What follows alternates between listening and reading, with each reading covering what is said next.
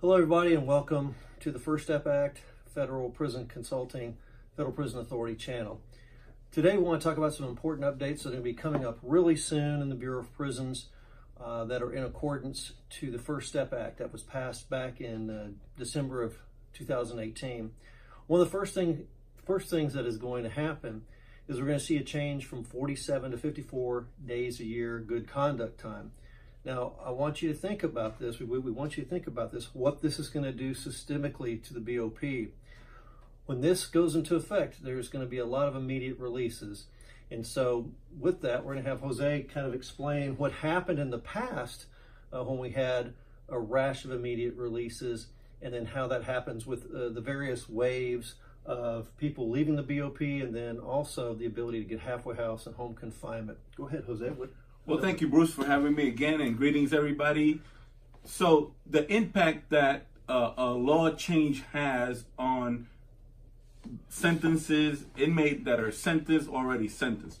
If you look back at the Fair Sentencing Act of 2008 and 2010, which were also known as the crack cocaine laws, there was an immediate impact to release inmates that were having to be released immediately.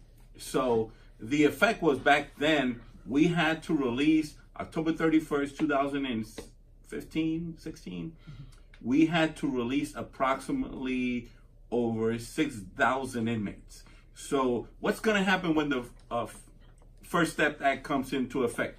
That law gave the DOJ 210 days, about 7 months, to look at implementing the statutory requirements. So then the BOP will have 6 more months to implement that. So and remember, there was a government shutdown as well. It could have. Well, the government shutdown has an effect. Also, it impacts the workload, the backlog, and everything another else. 90 days or 60 to 90 days on top of it. But anyway. Right. So looking at that, we anticipate maybe July, August, that this will take effect, counting from when the law was signed by the president. Do you think it'll be more than 6,000 releases because of because it's more widespread? I don't have the numbers. I don't have the figures, Bruce, but I guarantee you it's going to be in the thousands of inmates. Yeah, it's going to be in the near about 3, 4, 5, 6, 7,000 inmates. Yeah, and you have to take the fact that those that are going to be releasing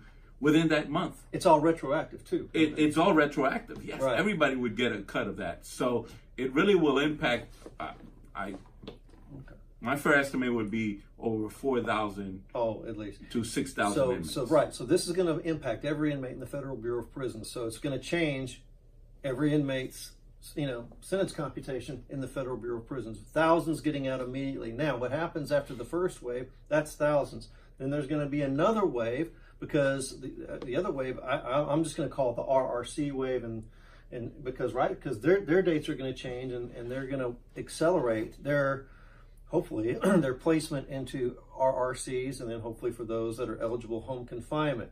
So this is something that, as prison consultants, we can help with and help you keep track of, and help the paperwork flowing. And also, just keep in mind, Bruce, that inmates that are in RRC right now, for whatever reason, for Second Chance Act, or for RDAP because they completed RDAP, or because they're in home confinement, they're still under the Bureau's oversight. Right. So those inmates will be counted among those. That's what I'm saying. A good point. That's going to be over the 4 or 5, 6, 7,000. So, who knows? It's going to be in the thousands. I know it's going to be in the thousands. So what you're saying is, anybody who's in an RRC and this kicks, those are going to be immediate releases. Oh yeah. There's no doubt about it. So that is interesting. The 3621E will change. Yep. The RRC date, projected release date will change, and the PRD. One thing that throws a wild card to this whole thing is those inmates that have had sanctions. Okay. Sanctions with DHO? The EHO sanctions that affected their earned good conduct time that has been forfeited.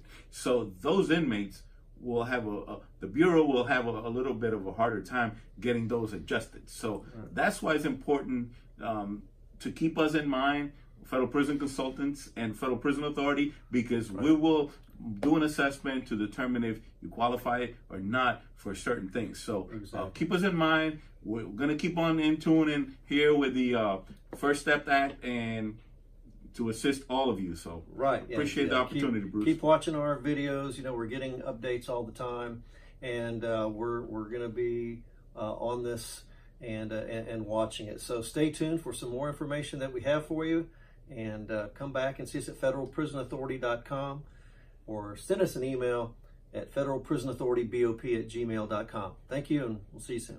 Thank you.